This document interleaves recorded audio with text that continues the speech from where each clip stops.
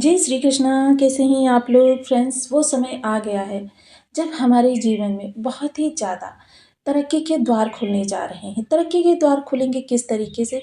क्योंकि यह समय देखिए काफ़ी ज़्यादा चीज़ों को समझने का है, क्योंकि एक ऐसा समय प्रारंभ हो गया है जब आपके लिए बहुत ज़्यादा एक्टिव होने का समय भी है और समर्पण का समय भी है।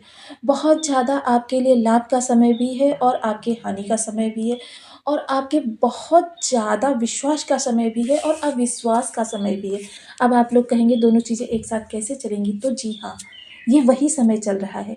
सूर्य के प्रभाव से, क्योंकि सूर्य हमारे राजा हैं और राजा देखिए इस समय अपना राशि परिवर्तन कर रहे हैं। 16 दिसंबर 2025 वो विशेष तिथि होगी जब सूर्यदेव महाराज अपना राशि परिवर्तन करने जा रहे हैं और राशि परिवर्तन करके ये जा रहे हैं गुरु की धनु राशि में। जब ये धनु राशि से अपने प्रभाव प्रदान करेंगे तो हमारे लिए किस तरीके से, क्योंकि धनु राशि में जब भी सूर्य जाते हैं खर मास का प्रारंभ होता है। खर मास क्या होता है?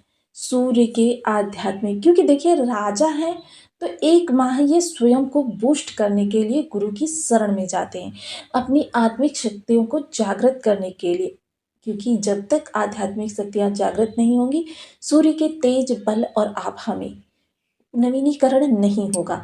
नई ऊर्जा के लिए, नए विश्वास के लिए और नव वर्ष के लिए सूर्य इस समय स्वयं को बूस्ट करने जा रहे हैं। और ये जो बूस्ट करने जा रहे हैं इसका हम पर भी सीधा सीधा प्रभाव पड़ेगा, क्योंकि एक तो ये कर्म स्थान में हमारे धनु राशि पड़ती है और इसकी सप्तमस्थ दृष्टि जो होती है वो हमारे घर पर होती है। यानी कि जहाँ हम रहते हैं, हमारा परिवार, हमारी सुख संपदा, ये सभी कुछ इस समय सूर्यदेव महाराज की आध्यात्म दृष्टि में रहने वाला है। और यह आध्यात्म दृष्टि हमारे जीवन को बहुत ज़्यादा प्रभावित करने वाली है, क्योंकि जैसा कि हम सभी लोग जानते हैं दसम स्थान जो होता है वो हमारा आजीविका का भाव होता है। अब मंगल देव यहाँ पर पहले से ही विद्यमान हैं और मंगल के यहाँ पर विद्यमान होने के कारण देखिए सूर्य को इस समय बूस्टिंग पावर में थोड़ी सी समस्या भी होती हुई देखी जाएगी, क्योंकि सूर्य जो है वो एकांत में गुरु की शरण में जाते हैं। और जब ये गुरु की शरण में जाते हैं तो ऐसे में इनको किसी प्रकार का विघ्न पसंद नहीं होता। यानी कि अगर आपके लिए कहें कि इस समय कोई नए कार्य की शुरुआत करना आपके लिए थोड़ा सा कष्टप्रद हो सकता है, तो आप क्या कहेंगे कि भाई ये तो आजीविका के भाव में सूर्यदेव महाराज हैं। और बहुत से ऐसे लोग होंगे जिनके बर्थ चार्ट में ग्रह उच्च स्थिति में बैठा होगा। अब ऐसे लोगों के लिए तो यही समय है कर्म में करने वाले बहुत बड़े परिवर्तन का। तो देखिए स्वमेव चीज़ें अपने आप होती चली जाएंगी उन लोगों के जीवन में।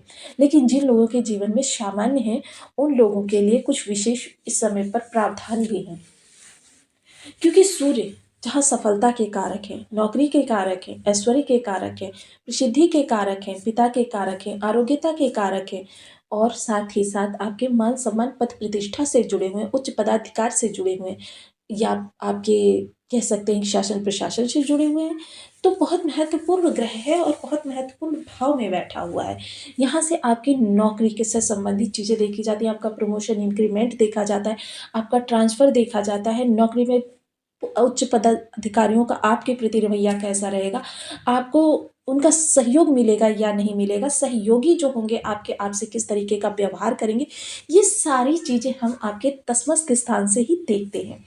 तो देखिए बनी रहिए हमारे साथ इस वीडियो में एंड तक, आपको बहुत कुछ जानने के लिए मिलेगा। वीडियो बहुत ज्ञानवर्धक होने वाला है। यदि आपके लग्न में 12 नंबर बना हुआ है तो ये राशिफल आपके लिए है। यदि कुंडली में कहीं भी चंद्रमा के साथ 12 नंबर बना हुआ है तो ये राशिफल आपके लिए। कुंडली ना होने की स्थिति में आप इसे नाम राशि से भी देख सकते हैं। यदि अभी तक आपने अपने इस चैनल को सब्सक्राइब नहीं किया है तो प्लीज़ सब्सक्राइब कर लीजिए, वीडियो को लाइक कर दीजिए, चैनल को शेयर कर दीजिए। इससे होगा क्या कि हमारे आने वाले हर वीडियो की नोटिफिकेशन मिल सकेगी आपको सबसे पहले। एक प्यारे सा कमेंट करना बिल्कुल ना भूलें। कमेंट से हमें बहुत मोटिवेशन मिलता है, हौसला मिलता है और ये पता चलता है कि आप और क्या जानना चाहते हैं। तो काफ़ी महत्वपूर्ण समय है जब सूर्यदेव दशम स्थान में है। देखिए सूर्यदेव जब दशम स्थान में आते हैं, यानी जब खर मास का प्रारंभ होता है, तो सबसे पहले देखिए ये चीज़ें हमें ज्ञात होनी चाहिए कि इस दौरान कोई भी नया कार्य नहीं हम कर सकते हैं, क्योंकि सूर्यदेव इस समय अध्यात्म की शरण में होते हैं और अध्यात्म की शरण में जाकर ये स्वयं को बूस्ट करते हैं। ऐसे में देखिए यह समय काल हमारी रणनीतियों के बनाने का है कि किसी भी जॉब को हम पाना चाहते हैं या अपना प्रमोशन इंक्रीमेंट करवाना चाहते हैं, ट्रांसफ़र करवाना चाहते हैं, तो इन चीज़ों को हम किस अधिकारी की मदद से करेंगे, किन स्किल्स को अपने अंदर डेवलप करके करेंगे, या किस तरीके से, किस दिशा में जाकर हमें, या किसी नई जॉब के लिए हमें प्रयासरत होना है, तो उस नई जॉब के लिए इंटरव्यू हमें कहाँ देना है, कैसे देना है। इन सब चीज़ों की रणनीति तो आप बना सकते हैं, लेकिन इन सब चीज़ों के लिए क्रियान्वित करने का समय अभी उचित नहीं है।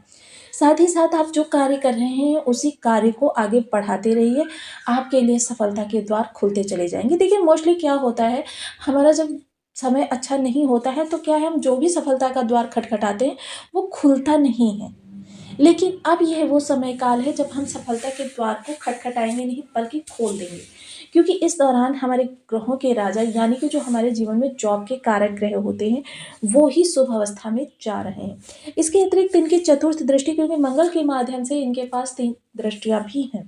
इनकी चतुर्थ दृष्टि जो है लग्न को देखेगी, तो लग्न भी इस समय अध्यात्म से जुड़ी हुई होगी, यानी कि इस दौरान थोड़ा-सा आप भी आत्म केंद्रित होने वाले हैं। आत्म केंद्रित से मेरा मतलब ये है कि इस दौरान थोड़ा-सा आप धर्म का अनुसरण करते हुए देखे जाएँगे, थोड़ा-सा तीर्थाटन करते हुए देखे जाएँगे, और इस दौरान गहन मनन करते हुए भी देखे जाएँगे।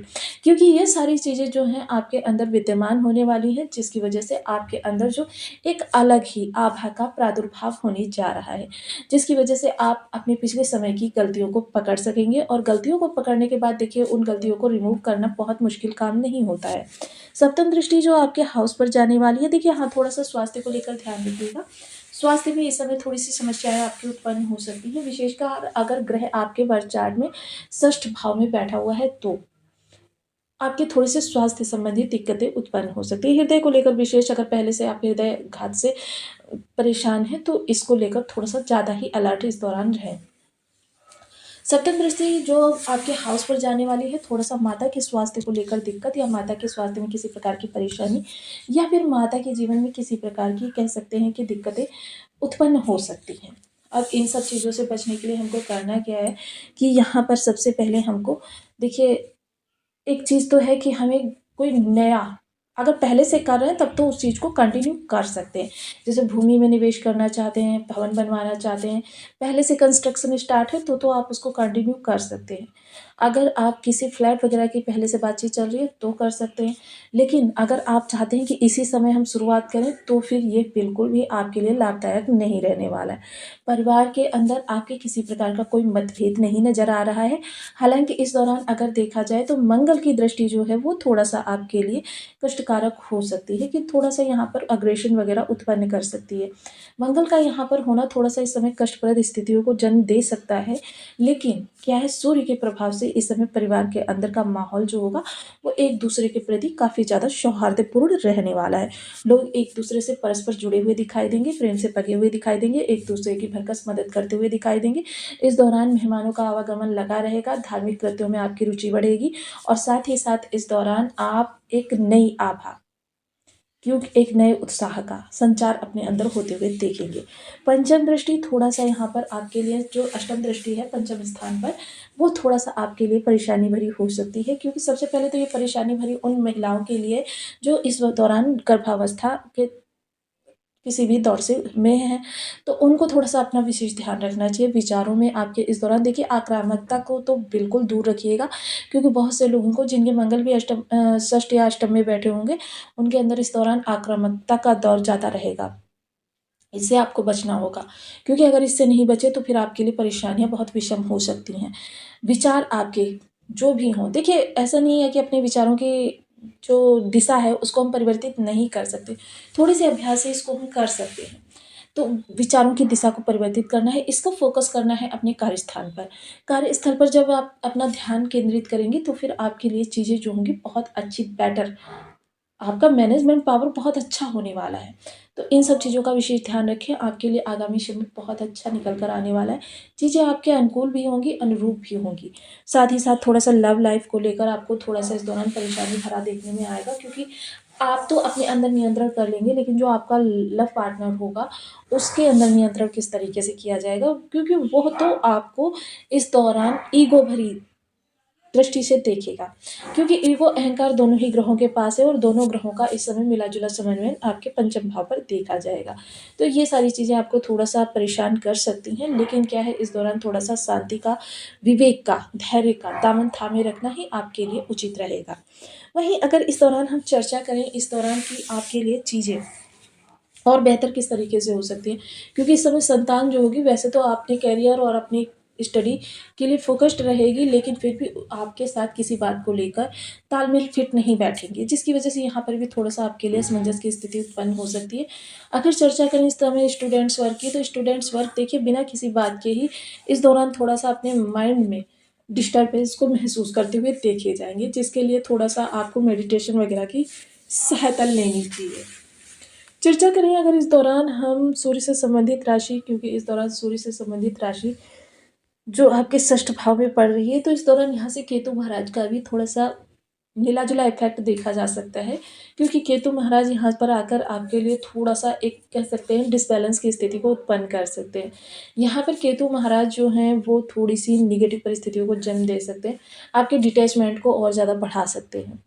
डिटैचमेंट जब बढ़ेगा तो क्या होगा, आपका जीवन थोड़ा-सा एक एक कह सकते हैं कि सांसारिक जीवन से उदासीनता, ये उत्पन्न हो सकती है आपके अंदर। तो इससे आपको थोड़ा-सा सचेत रहना है, जिसके लिए आपको कुछ विशेष उपाय भी करने चाहिए। सबसे पहले देखिए ओम घड़ी सूर्याय नमः इस बीज मंत्र का 1 माला, 2 माला, 5 माला, 7 माला, 11 माला का जप। साथ ही साथ सूर्य को नित्य प्रति अर्घ देना, अर्घ के पौधे का पूजन करना, लाल वस्तुओं को धर्म स्थान या फिर ज़रूरतमंद को दान करना, रविवार को नमक का त्याग करना, होरा में निर्जला व्रत करना और साथ ही साथ पिता के साथ अपने संबंधों को बहुत मधुर बनाना और साथ ही साथ आदित्य हृदय स्तोत्र का पाठ करना और आप चाहें तो सूर्य यंत्र भी धारण कर सकते हैं। आक के पौधे की जड़ या फिर बेल के पौधे की जड़, देखिए इसका मैंने आपको काफ़ी समय पहले पूरा विधि विधान बता दिया था कि जड़ को किस तरीके से धारण किया जाता है। इसको जब आप अपने कंठ में धारण करेंगे तो ये भी आपको कुछ समय उपरांत आपके लिए बहुत अच्छे विशेष प्रभाव निकाल कर लेकर आएगी। तो आपको वीडियो कैसी लगी मुझे कमेंट बॉक्स में ज़रूर बताएं। चैनल पर नए हैं तो प्लीज़ वीडियो को लाइक शेयर, चैनल को सब्सक्राइब करना बिल्कुल ना भूलें। मिलते हैं नेक्स्ट वीडियो में, तब तक के लिए नमस्कार। अपना ध्यान रखें, स्वस्थ रहें, मस्त रहें।